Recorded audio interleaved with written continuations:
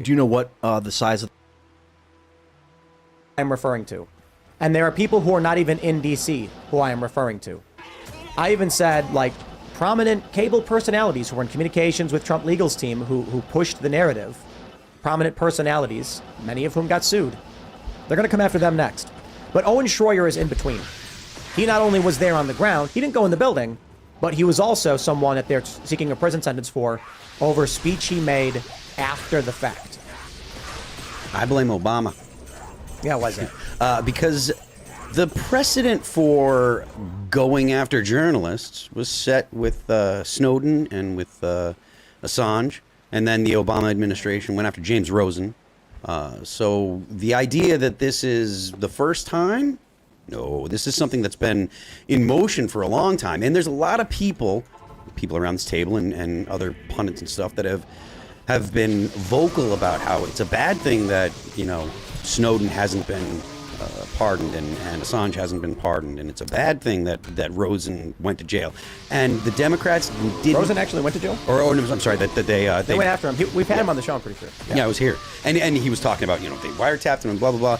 And, you know, the fact that we have allowed the government to get away with it is why it continues. Now, the situation we're in right here, if this does happen and he goes to jail for speech, it's only going to be worse. There's not going to be someone that says, okay, that's enough. BS. They're going to be like, all right, that worked. The American people allowed it. This is a new power we have, and we can do this. So let's go back in time. Let's go back to when the Biden administration targeted James Rosen, a journalist, tried to put him in jail. When Obama charged whistleblowers and journalists under the Espionage Act more than any other president combined, than all the other presidents combined. Yeah. Imagine going back then when we were concerned about this and telling people in 10 years they're going to put a guy in jail because he was on the Capitol grounds bullhorning, and then after the fact he said he said stuff like, to a certain degree we should be proud of what we did that day. He said something like he maintains the election was stolen. One of the reasons they want him in jail is because they said even after all of this, he still maintains the election was stolen. As if he has to publicly change his opinion. Yeah, this is Soviet level, this is Culture Revolution level, communist, authoritarianism. Welcome to the future. And it happens very quickly. Very quickly. It goes from you're free to you're not free. I mean, look, we're discussing 10 years. And think about the past few years. Yeah. Think about where we were 6-7 years ago, and it's laughable to me that there are people who are like, you're overreacting, or you're it's exaggerating, or it's shock content. I'm like, dude, I think the issue is that everybody is standing in the middle of the forest, and when you tell them, dude, you are in the middle of the forest, like, what do you mean? It's just a handful of trees. Like 1, 2, 3, 4, 5, 6, 7, 8, 9. I'm like, bro, you can't tell where all the other trees are because you're standing in the middle of all of them. Yeah, you got to look at 9/11. I mean, 9/11 is like, when you see those buildings fall in free fall, most people can understand it when they see the sign. Okay, hold on. Nah, like, you want to talk about you just jumped slow boil way too far. That's the beginning of this totalitarian seizure, man. And I can respect that, but you got to slow down a little bit. The way that the government... You got to talk about, okay, so we ended up in this position with the NDAA, the National Defense Authorization Act. Like 2010 or something? 2000, I think that was 12, which gave which signed into law the indefinite detention provision, which is an offshoot of what is effectively the Bush-era expansion of authoritarianism, anti-terror policies, and the expansion of the creation of DHS, which emerges out of the Patriot Act, which starts after 9/11. I watched it happen in real time too. It was crazy, and I'm not saying you're wrong. I'm just saying we got to explain to people how we get from point A to point B. Right. This would set like a precedent for that to be acceptable if they were to pull that off. And now it is. Now we're here.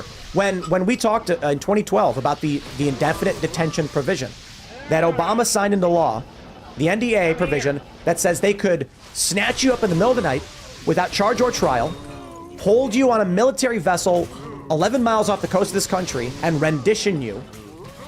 We were like, that's scary. And the response from everybody is, oh, you're nuts. That's never going to happen. Shut your mouths. Mm-hmm. Because now we're at the point where they're arresting journalists. They've been targeting journalists. That's the Obama era. Around the same time, going after Rosen. Julian Assange. That's an informal assassination as far as I'm concerned. Owen Schroyer said bombastic things outside the Capitol. And for that, they want to go to prison. This is the next grain of sand. They're going after lawyers. They're going after they're going after politicians. It's not just Trump. They removed Coy Griffin in New Mexico from the ballot. This is well beyond the point. We are potentially a couple years away from the actual implementation of an indefinite detention act. The Trump, and I hate the fact that this is so prescient now, but Trump said they're not coming after you, or they're not coming after me. They're coming after you. I'm just in the way. And I hate the fact that it looks like that's the case. The idea that it's just Trump is something that I've been pushing back against with Democrats, specifically shitlibs, for a long time, because they think, oh, well, Donald Trump is different. Donald Trump is different. It's like, the thing that's different is the behavior of the Democrats and the left. The influence of authoritarianism in the United States on the left is undeniable. And the fact that people have been ignoring it or just saying, no, it's not true, likely because they don't believe it's true, because they have normal jobs and normal lives and they're not steeped in this stuff like people that do this stuff all the time. But the fact of the matter is, the federal government has never been more authoritarian. They're throwing people in jail in the way that they did, like during the Civil War and in the 1920s. Or no, was it Wilson that threw people in jail? FDR threw people in jail, but it's back to the old, authoritarian government, and that's not acceptable. We've said this a bunch. I don't see the off ramp. If this is accepted, what's going to be next? Because it's not going to be, oh, we're going to chill out. It would take someone in the Democrat Party in power standing up and saying, we can't do this. And there is no one that even wants to. They're all enjoying it. I think it's going to come from us, to be honest. That's scary. Yeah, it is scary, but you know what? Nobody's coming to save you. And you see this everywhere where authoritarianism just takes hold. Everybody's like, well, we just need a savior. And that's why you get that charismatic leader that comes in and destroys the country. And, maybe that charismatic leader that we need to save us is Trump, but I doubt it. No, I think he was in power before, and he did nothing for Julian Assange. He did nothing for Edward Snowden. He did nothing for Ross Ulbricht. He's done nothing to change the situation that we're in now. He had the opportunity. 4 years was plenty. Yeah, but there's nobody else. There is nobody else. I agree with you. Right. There's nobody else. And So at this point, it's Trump or nobody. But we can't expect that Trump is going to come save us. Yeah, we have to I agree. understand that it's going to come from us, and it's going to come from Americans. Number one, understanding history, understanding where this is going, and then doing something about it, because they can't control us if we don't allow them to. You were talking earlier about Venezuela. Can you go ahead and relate some of the things that you were telling us about? Because this is important now, because this is something that it's possible that we're going to have to worry about. We have got, there are people that and I really do want you to, but I want to say this first. People that deny that there is a problem on the left, they need to go to urban areas and talk to the political activists, the people that are on the ground working with the communities. Talk to them. You go to Brooklyn, there's DSA everywhere, which is the Democratic Socialists of America, full of commies, full of communists, and they're at the point where they'll tell you about it. So if you don't mind, go ahead and and somehow it's okay to be a communist in this country. Like, you would never call yourself. Not according to me. Let's start from the beginning. If you don't mind, go ahead and It wasn't that long ago. People don't realize this, that Venezuela was a wealthy capitalist nation. Venezuela, because my mom hightailed it back to the U.S. to have me. But I was taken to Venezuela when I was 9 days old, and I lived there until back and forth between the U.S. until I was 15.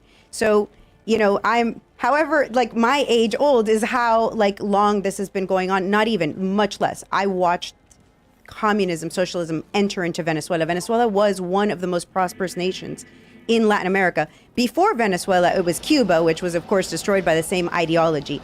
And there's no way to talk about Venezuela without talking about Cuba, because Fidel Castro, the dictator of Cuba, trained Hugo Chavez in Cuba on how to do this. You know, I think people just assume that it's easy to come into power and take over.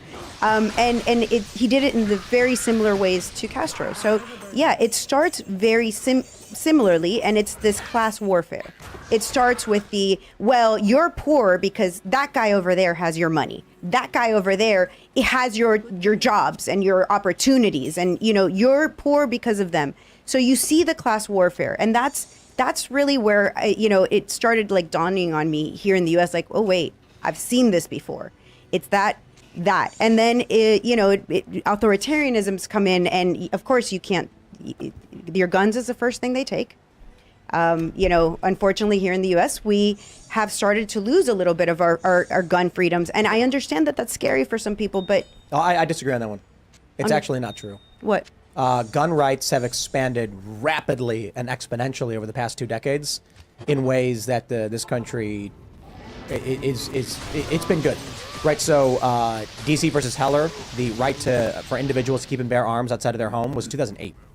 If you look at the issuance of gun permits, there was not a single state that would allow you to have a gun for the most part back in the 80s. It was actually difficult to have guns. Now, we did have a different culture where people had rifles and there was like gun clubs in schools. But in the past 20 years, the expansion of individual liberties and gun rights has been exponential to the point where now I think half the country is constitutional carry. Or I'm sorry, it's probably safer to say open carry in more than half the country, which did not exist 20, 30 years ago. What was it before that when we didn't have to? You needed a permit and they wouldn't give it to you. When did we need a permit? So even with the Second Amendment, you still had back in the day. Let's go back to the frontier era in New York. They didn't allow you to have guns. Second Amendment said you had the right to keep and bear arms, and it was in your house basically. And famously, you'll look at old westerns or whatever. The trope was the American history was you'd go into a town and they could order you to turn over your weapons. Now we're in an era, and again, for the most part, people would carry guns because you're out in the middle of nowhere and no one can enforce anything anyway. But we get into this modern era. You go back to the 1900s, we get the NFA, early 1900s. I think it was like the 20s. And they start expanding rapid control of firearms and making it harder and harder. It's actually, if you look at the map of the right to keep and bear arms without a permit, the government can't question you, started to emerge after the 80s. So we're actually doing really, really well. That's amazing. Maybe Yeah, it's that's really why they're good. going after the First Amendment instead of the second one. They are going after the Second Because you kind of need to get rid of the first one too in order to, go after the second one then. Well, they're going after the Second Amendment for sure. They're never stopping, but they are losing. And I think it's important for everyone to understand. I don't want to tell everybody, we won, hooray, stop fighting. No. You got to be vigilant. But you pull up a map of, it used to be every state was basically a no issue or may issue. If you wanted a gun, you'd go to the police, you'd go to the government, say, can I get a permit? They'd say, sure. And then they'd never give it to you. Now, overwhelming, I think more than half this country is open carry, meaning if you're a resident, you can walk into a gun store, you do a federal background check, they hand you the gun, you can walk out holding it. Some states like West Virginia, Texas now, I don't know how many states are constitutional carry, but a lot. Texas is now. Yeah, meaning you can walk in as a resident, you fill out your National Instant Check System, your NICS background check, and then they could jam you up for a few days, 3 days is the max. But typically, you'll be cleared within 5 or 10 minutes, and then you can actually take the weapon and conceal it on your person and go walk around. So those rights have been expanding rapidly, and I think it's important people know that I think we're winning across the board, and what we're seeing with the expansion of these extremist policies and the targeting of the likes of Owen Schroyer and these lawyers is that they're losing control. 26 states.